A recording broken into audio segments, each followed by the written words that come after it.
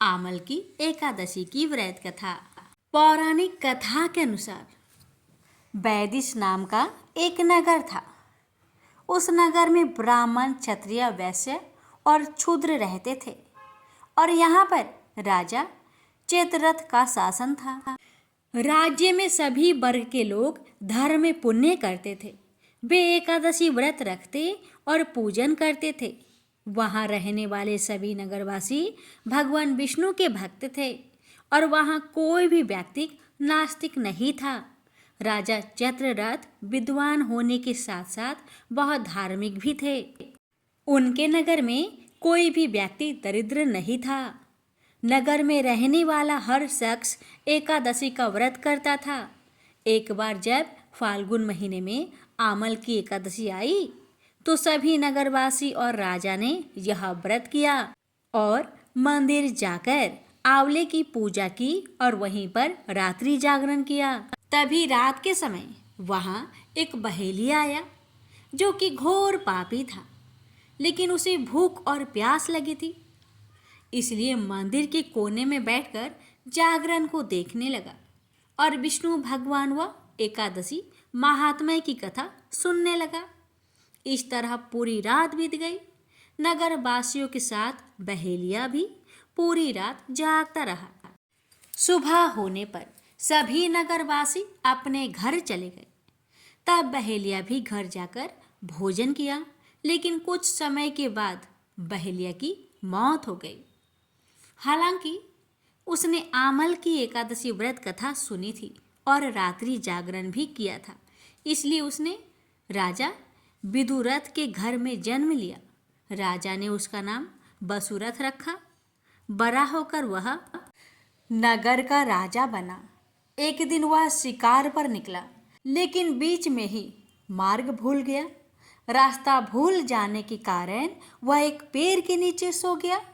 थोड़ी देर बाद वहीं मलेच्छ आ गए और राजा को अकेला देखकर उसे मारने की योजना बनाने लगे।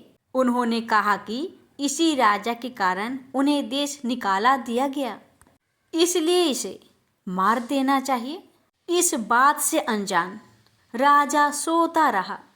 मलेच्छों ने राजा पर हथियार फेंकना शुरू कर दिया, लेकिन उनके अस्त्र राजा पर फूल बनकर बरसने लगे। कुछ देर के बाद सभी मलेच्छ जमीन पर मृत पड़े थे। भक्तों, जब राजा की नींद खुली तो उन्होंने देखा कि कुछ लोग जमीन पर मृत पड़े हैं। राजा समझ गया कि वह सभी उसे मारने के लिए आए थे, लेकिन किसी ने उन्हें ही मौत की नींद सुला दिया। यह देखकर राजा ने कहा कि जंगल में ऐसा कौन है जिसने उसकी जान बचाई है। तभी आकाशवाणी हुई कि हे राजन, भगवान विष्णु ने तुम्हारी जान बचाई है। तुमने पिछले जन्म में आमल की एकादशी का व्रत कथा सुनी थी और उसी का फल है कि आज तुम शत्रुओं से घिरे होने के बावजूद भी जीवित हो। राजा अपने नगर लौटा और सुखपूर्वक नगर का शासन करने लगा और धर्म कार्य करने लग गया। प्रेम से बोलिए विष्णु भगवान की जय। प्रेम से बोलिए एकादशी माता की जय। मोर नाम का एक दैत्य था। रावण और कंस की तरह वह भी बड़ा आतंक मचाता था। स्वर्ग में देवों सहित सभी को पीड़ा देता था। सब लोग उससे रक्षा मांगकर श्रीमन नारायण की शरण में गए। भगवान ने कहा, मैं उसे संभलाता हूँ, चिंता मत करो।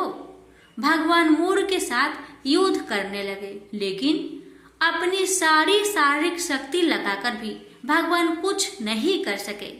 भगवान को युद्ध के मैदान से पलायन करना पड़ा। वे हिमालय की एक गुफा में छिप गए। मोर भी उनका पीछा करते हुए वहां पहुंच गया। भगवान ने ध्यान करना शुरू किया और उनके मन से एक शक्ति उत्पन्न की, उनकी मानसिक शक्ति। इस शक्ति ने बाहर आकर मोर को अपनी तलवार से मार डाला। हम जानते हैं कि शरीर में 10 इंद्रियां हैं, 5 जितेंद्रिय और 5 कर्म इंद्रिया। 11वीं इंद्रिया है मन। संस्कृत में एकादशी का अर्थ है 11। चूंकि यह देवी उनके मन भगवान की 11वीं इंद्रिया से निकली थी, इसलिए भगवान ने उन्हें एकादशी के नाम से पुकारा। एकादशी माता की उत्पत्ति का दिन उनके नाम से ही जाने जाने लगे। माता एकादशी की अंतिम चरण के दौरान उत्पन्न हुई थी, इसे जयंती कहते हैं, और उन्होंने द्वादशी से पहले चरण के दौरान दैत्य को मार डाला था, इसे स्मरणती कहते हैं। भगवान ने घोषणा की कि एकादशी के दौरान देवी की इस महान कार्य के कारण पूरे जगत में कोई भी पाप नहीं रहेगा, लेकिन पाप तो पहले से ही है। जब उसने यह सुना, पाप पुरुष आश्रय की तलाश में इधर उधर भागने लगा। एकादशी के दौरान वह कहाँ रहेगा? वह जहाँ भी गया, सभी ने उसे आश्रय देने से इनकार कर दिया। अंत में अन्य भोजन एकादशी के दौरान उसे आश्रय देने के लिए सहमत हुआ। वो एकादशी के दौरान सभी पाप भोजन में आश्रय लेते हैं। जो कोई एकादशी के दौरान भोजन करता है, ये पाप उस व्यक्ति में प्रवेश करेंगे और रोग, समस्या, हानि, परेशानी इत्यादि बन जाएगी। एकादशी देवी को विष्णु कन्या भी कहा जाता है, क्योंकि वह भगवान की मानस पुत्री है। उनकी मूर्ति पूरी जगन्नाथ मंदिर और द्वारिका धाम में है। भगवान के धर्म की रक्षा के लिए जितने भी अवतार हैं, वे सभी एकादशी के दिन हुए हैं, इसलिए यह इतना पवित्र दिन है। प्रेम से बोलिए लक्ष्मी नारायण की जय, एकादशी माता की जय। राजा अमरीश भगवान श्री हरि के परम भक्त थे। वे पृथ्वी के 7 द्वीप, अचल संपत्ति और अतुल ऐश्वर्य के शासक होने पर भी इन्हें सबने तुल्य समझते थे, क्योंकि वे जानते थे कि जिस धन वैभव के लोभ में पड़कर मनुष्य घोर नरक में जाता है, वह केवल 4 दिन की चांदनी है। राजा अमरीश का भगवान श्री कृष्ण में और उनके प्रेमी साधुओं में परम प्रेम था। उन्होंने अपने मन को श्री कृष्ण के चरणों में, वाणी को भगवान के गुणों का गान करने में, हाथों को श्री हरि के मंदिर मार्जन में और अपने कानों को भगवान की मंगलमयी कथा के श्रवण में लगा रखा था। उन्होंने अपने नेत्रों को श्री हरि की विग्रह व मंदिरों के दर्शन में, नासिका को उनके चरण कमलों पर चढ़ी श्रीमती तुलसी की दिव्य गंध में और जीवा को भगवान के प्रति अर्पित नैवेद्य प्रसाद में संलग्न कर दिया था। राजा अमरीश के पैर भगवान के क्षेत्र आदि की पैदल यात्रा करने में ही लगे रहते और वे सिर से भगवान श्री कृष्ण के चरण कमलों की वंदना किया करते थे। इस प्रकार उन्होंने अपने सारे कर्म यज्ञ पुरुष इंद्रियातीत भगवान के प्रति उन्हें सर्वोत्तम एवं सर्वरूप समझकर समर्पित कर दिए थे और भागवत भक्त ब्राह्मणों की आज्ञा अनुसार वे इस पृथ्वी का शासक करते थे। उन्होंने बड़ी बड़ी दक्षिणा वाले अनेकों अश्वमेध यज्ञ करके यज्ञाधिपति भगवान की आराधना की थी। उनकी प्रजा महात्माओं के द्वारा गाए हुए भगवान के उत्तम चरित्रों का बहुत सम्मान करती, किसी समय बड़े प्रेम से श्रवण करती और किसी समय उनका गान करती। इस प्रकार उनके राज्य के मनुष्य देवताओं के अत्यंत प्यारे स्वर्ग की भी इच्छा नहीं करते। राजा अमरीश की अनन्य प्रेममयी भक्ति से प्रसन्न होकर भगवान ने उनकी रक्षा के लिए सुदर्शन चक्र को नियुक्त कर दिया था, जो विरोधियों को भयभीत करने वाला एवं भगवान भक्तों की रक्षा करने वाला है। एक बार उन्होंने अपनी पत्नी के साथ भगवान श्री कृष्ण की आराधना करने के लिए 1 वर्ष तक द्वादशी प्रधान एकादशी व्रत करने का नियम ग्रहण किया। उन्होंने 3 रात का उपवास किया और एक दिन यमुना जी में स्नान करके भगवान श्री कृष्ण की पूजा की। तत्पश्चात पहले ब्राह्मणों को स्वादिष्ट और अत्यंत गुणकारी भोजन कराकर उन लोगों के घर 60 करोड़ गौएं सुसज्जित करके भेज दी। जब ब्राह्मणों को सब कुछ मिल चुका तब राजा ने उन लोगों से आज्ञा लेकर व्रत का पारण करने की तैयारी की। उसी समय श्राप और वरदान देने में समर्थ स्वयं दुर्वासा जी भी उनके यहाँ अतिथि रूप में पधारे। राजा अम्बरीश उन्हें देखते ही उठकर खड़े हो गए, आसन देकर बैठाया और विविध सामग्रियों से उनके चरणों में प्रणाम करके भोजन के लिए प्रार्थना की। दुर्वासा जी ने राजा अम्बरीश की प्रार्थना स्वीकार कर ली और इसके बाद आवश्यक कर्मों से निवृत्त होने के लिए वे नदी तट पर चले गए। वे ब्रह्मा का ध्यान करते हुए यमुना के पवित्र जल में स्नान करने लगे। इधर द्वादशी केवल घड़ी भर शेष रह गई थी। धर्मज्ञ अम्बरीश ने धर्म संकट में पड़कर ब्राह्मणों के साथ परामर्श किया। उन्होंने कहा, ब्राह्मण देवताओं, ब्राह्मण को बिना भोजन कराए स्वयं खा लेना और द्वादशी रहते पारण न करना दोनों ही दोष है। इसलिए इस समय जैसा करने से मेरी भलाई हो और मुझे पाप न लगे ऐसा काम करना चाहिए।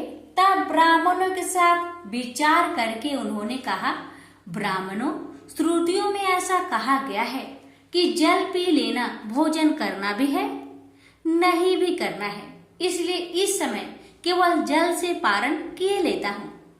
ऐसा निश्चय करके मन ही मन भगवान का चिंतन करते हुए राजश्री अम्बरीश ने जल पी लिया और फिर दुर्वासा जी के आने की राह देखने लगे। दुर्वासा जी आवश्यक कर्मों से निवृत्त होकर यमुना तट से लौट आए।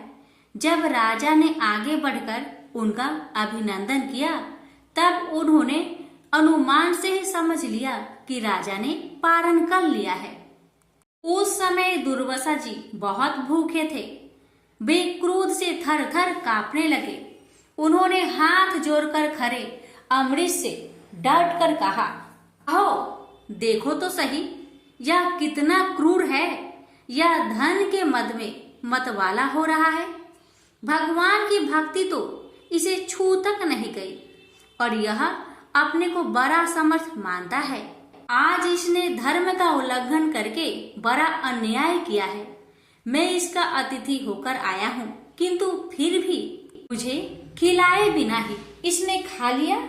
अच्छा देख, तुझे अभी इसका फल चखाता हूँ।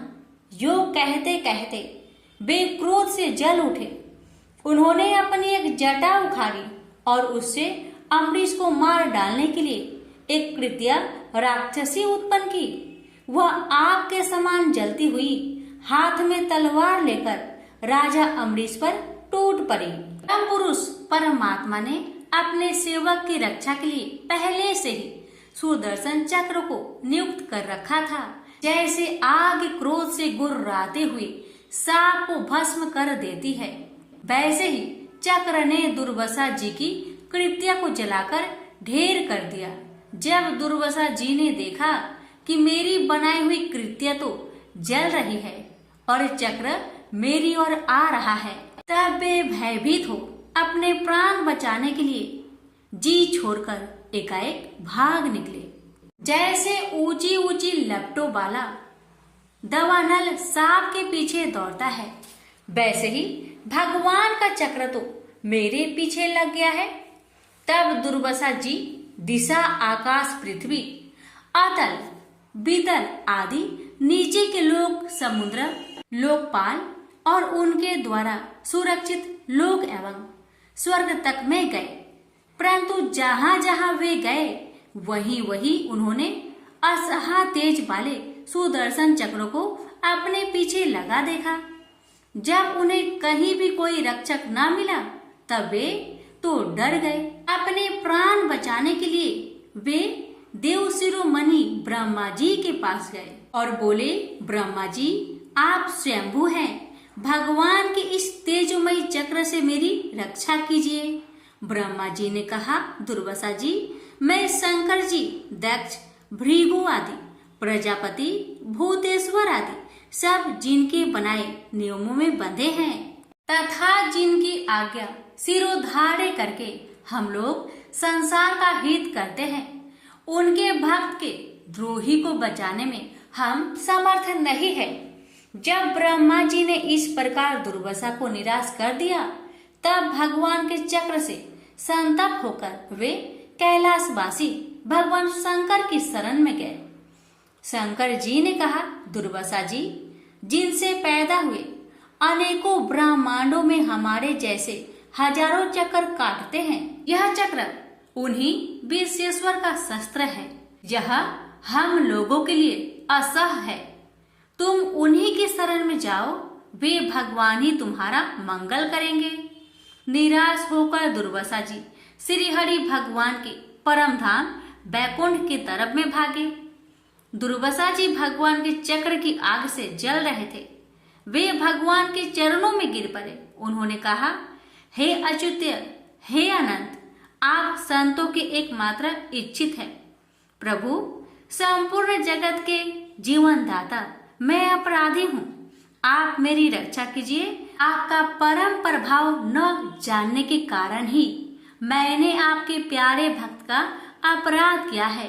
प्रभु, आप मुझे बचाइए। श्री भगवान ने कहा, दुर्वासा जी, मैं सर्वथा भक्तों के अधीन हूँ। मुझ में तनिक भी स्वतंत्रता नहीं है। जो भक्त स्त्री, पुत्र, गृह, गुरुजन, प्राण, धन, इहलोक और परलोक सबको छोड़कर केवल मेरी शरण में आ गए हैं, उन्हें छोड़ने का संकल्प भी मैं कैसे कर सकता हूँ। इसमें संदेह नहीं कि ब्राह्मणों के लिए तपस्या और विद्या परम कल्याण के साधन है, परंतु यदि ब्राह्मण उद्दंड और अन्यायी हो जाए तो वे ही दोनों उल्टा फल देने लगते हैं। दुर्वासा जी सुनिए, मैं आपको एक उपाय बताता हूँ, जिसका अनिष्ट करने से आपको इस विपत्ति में आना पड़ा है। आप उसी के पास जाइए, उनसे क्षमा मांगिए, तब आपको शांति मिलेगी। सुदर्शन चक्र की ज्वाला से जलते हुए दुर्वासा लौटकर राजा अम्बरीश के पास आए और उन्होंने अत्यंत दुखी होकर राजा के पैर पकड़ लिए। दुर्वासा जी की यह चेष्टा देखकर और उनके चरण पकड़ने से लज्जित होकर राजा अम्बरीश भगवान के चक्र की स्तुति करने लगे। अम्बरीश ने कहा, प्रभु सुदर्शन, आप अग्नि स्वरूप है, भगवान के प्यारे, हजार दांत वाले चक्र देवा, मैं आपको नमस्कार करता हूँ। समस्त अस्त्र शस्त्रों को नष्ट कर देने वाले एवं पृथ्वी के रक्षक, आप इन ब्राह्मण की रक्षा कीजिए। आप कृपा करके हमारे कुल के भाग्योदय के लिए दुर्वासा जी का कल्याण कीजिए। हमारे ऊपर यह आपका महान अनुग्रह होगा। यदि मैंने कुछ भी दान किया हो, यज्ञ किया हो अथवा अपने धर्म का पालन किया हो, यदि हमारे वंश के लोग ब्राह्मणों को ही अपना आराध्य देव समझते रहे हो, तो दुर्वासा जी की जलन मिट जाए। भगवान समस्त गुणों के एकमात्र आश्रय स्थल है। यदि मैंने समस्त प्राणियों की आत्मा के रूप में उन्हें देखा हो और वे मुझ पर प्रसन्न हो, तो दुर्वासा जी का हृदय की सारी जलन मिट जाए। अब राजा अम्बरीश ने दुर्वासा जी को सब ओर से जलाने वाले भगवान के सुदर्शन चक्र की इस प्रकार स्तुति की। तब उनका प्रार्थना से चक्र शांत हो गया। जब दुर्वासा चक्र की आग से मुक्त हो गए और उनका चित्त स्वस्थ हो गया, तब वे राजा अम्बरीश को अनेकानेक उत्तम आशीर्वाद देते हुए उनकी प्रशंसा करने लगे। दुर्वासा जी ने कहा, धन्य है, आज मैंने भगवान के प्रेमी भक्त का महत्व देखा। राजन, मैंने आपका अपराध किया, फिर भी आप मेरे लिए मंगल कामना ही कर रहे हैं। महाराज अम्बरीश, आपका हृदय करुणा भाव से परिपूर्ण है। आपने मेरे ऊपर महान अनुग्रह किया। अहो, आपने मेरे अपराध भुलाकर मेरी रक्षा की है। जब से दुर्वासा जी चक्र से जीवन रक्षा के लिए भाग रहे थे, तब से राजा अम्बरीश ने भोजन नहीं किया था। वे दुर्वासा जी के लौटने की राह देख रहे थे। अब उन्होंने दुर्वासा जी के चरण पकड़ लिए और उन्हें प्रसन्न करके विधि पूर्वक भोजन कराया। दुर्वासा जी ने बहुत ही संतुष्ट होकर राजा अम्बरेश के गुणों की प्रशंसा की और उनके बाद उनसे अनुमति लेकर आकाश मार्ग से प्रस्थान किया। जब सुदर्शन चक्र से भयभीत होकर दुर्वासा जी भाग रहे थे, तब से लेकर उनके लौटने तक 1 वर्ष का समय बीत गया था। इतने दिनों तक राजा अम्बरेश उनके दर्शन की आकांक्षा से केवल जल पीकर रहे। दुर्वासा जी के जाने के बाद उनके भोजन से बचे हुए अत्यंत पवित्र अन्न को राजा ने सपरिवार ग्रहण किया। कुछ वर्ष बीतने पर राजा अम्बरीश ने अपने ही समान भक्त पुत्र पर राज्य का भार छोड़ दिया और स्वयं वन में चले गए। वहां वे बड़ी दृढ़ता के साथ आत्म स्वरूप भगवान में अपना मन लगाकर गुणों के प्रवाह रूपी संसार से मुक्त हो गए। प्रेम से बोलिए लक्ष्मी नारायण की जय। बहुत समय पहले की बात है। एक गांव में एक ननद भाभी रहा करती थी। ननद अभी कंवारी थी। उस परिवार में ननद, भाभी और भाई, इन तीनों के अलावा और कोई भी नहीं रहता था। भाभी तो कभी कोई पूजा पाठ करती ही नहीं थी और ननद हर रोज तुलसी माता की पूजा किया करती थी, उनकी बड़ी सेवा करती थी। बिना तुलसी पूजन के ननद कभी भोजन नहीं करती थी।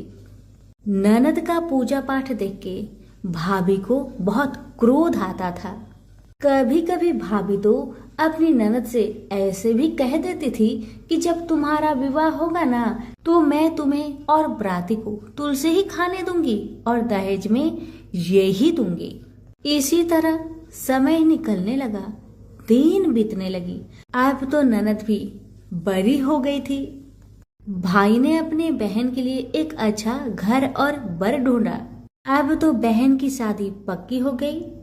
बहन की शादी वाले दिन भाभी ने क्या किया, बारातियों के सामने तुलसी का गमला फोड़कर रख दिया। लेकिन ननद की सच्ची भक्ति और श्रद्धा से तुलसी माता बहुत प्रसन्न थी। इसी कारण से तुलसी माता की कृपा से तुलसी का गमला स्वादिष्ट व्यंजन में बदल गया। ये चमत्कार देखकर भाभी बहुत आश्चर्यचकित हो गई।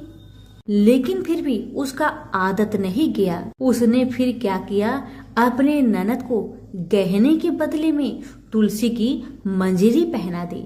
लेकिन तुलसी माता की कृपा से वह मंजरी भी सोने के आभूषण में बदल गए। ये देखकर भी भाभी बहुत हैरान हुई, मगर फिर भी अपनी करतूत करनी न बंद किया। उसने फिर वस्त्रों के स्थान पर तुलसी का जनेऊ रख दिया। लेकिन तुलसी माता की कृपा से वह तुलसी का जनेऊ रेशमी और सुंदर वस्त्र में बदल गया।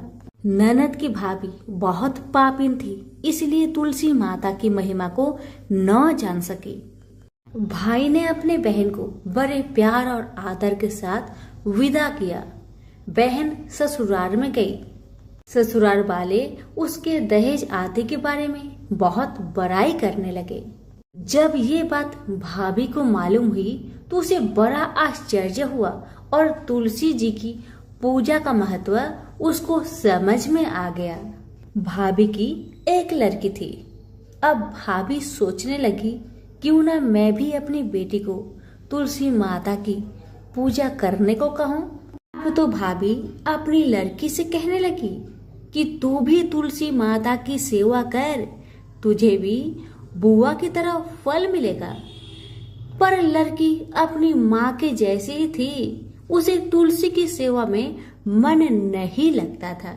भाभी की लड़की हर रोज सुबह स्नान करके ऊपर के मन से अपनी माँ की बात रखने के लिए तुलसी माता की पूजा कर लिया करती थी, मगर मन उसका पूजा में कभी नहीं लगा।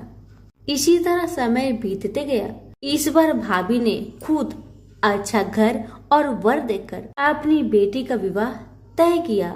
और जब विवाह का समय आया तो भाभी ने सोचा, जैसा व्यवहार मैंने अपनी ननद के साथ किया वैसा ही व्यवहार मैं अपनी बेटी के साथ करूंगी, क्योंकि मैंने जो ननद के साथ व्यवहार किया उसी व्यवहार के कारण ननद को इतनी इज्जत मिली थी, क्यों ना मैं भी अपनी लड़की के साथ वैसा ही व्यवहार करूं। अब जैसे ही बाराती वाले आए, भाभी ने तुलसी जी का गमला को फोड़कर बाराती के सामने रख दिया, परंतु इस बार मिट्टी मिट्टी ही रही। मंजरी व पत्ते भी अपने पूर्व रूप में ही रहे तथा जनेऊ ही रहा।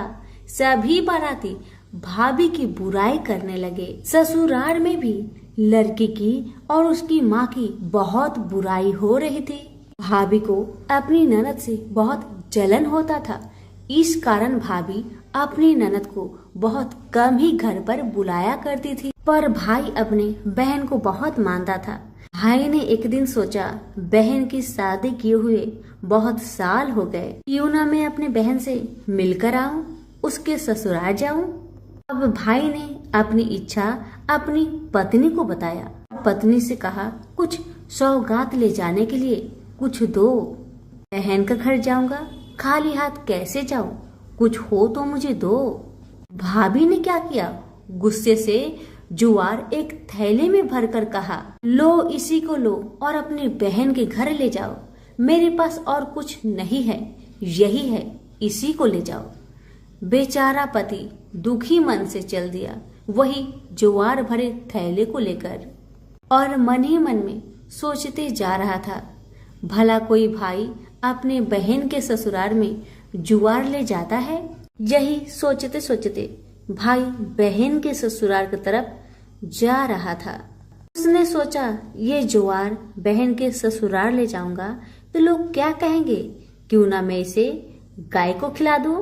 भाई जब बहन के नगर के समीप पहुंचा और उसने एक गौशाला में गाय के सामने जुआर का थैला उलट दिया। जुआर को उलटता देखकर तब गौपालक ने कहा, ए भाई तुम ये क्या कर रहे हो, सोना मोती गाय के आगे क्यों डाल रहे हो।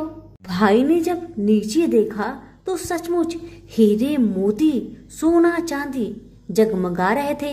भाई ने तुलसी माता के चमत्कार को जान लिया और जोर जोर से तुलसी माता की जयकारा लगाने लगा और सारी कहानी उस गौपालक को बताया। सोना चांदी हीरा मोती थैले में भरकर बहुत प्रसन्न मन से अपने बहन के घर गया। बहन भाई को देखकर बहुत प्रसन्न हुई और अपनी भाई की बहुत आवभगत की। भाई ने अपनी बहन की सास ससुर से आज्ञा लेकर अपनी बहन को घर लेकर आया और रास्ते में सारी कहानी बताते आ रहा था कि कैसे भाभी ने ज्वार भरकर थैले में दिए थे और तुलसी माता की कृपा से कैसे ये ज्वार हीरे मोती सोने चांदी में बदल गए। भाई को तुलसी माता का महिमा पता चल गया था।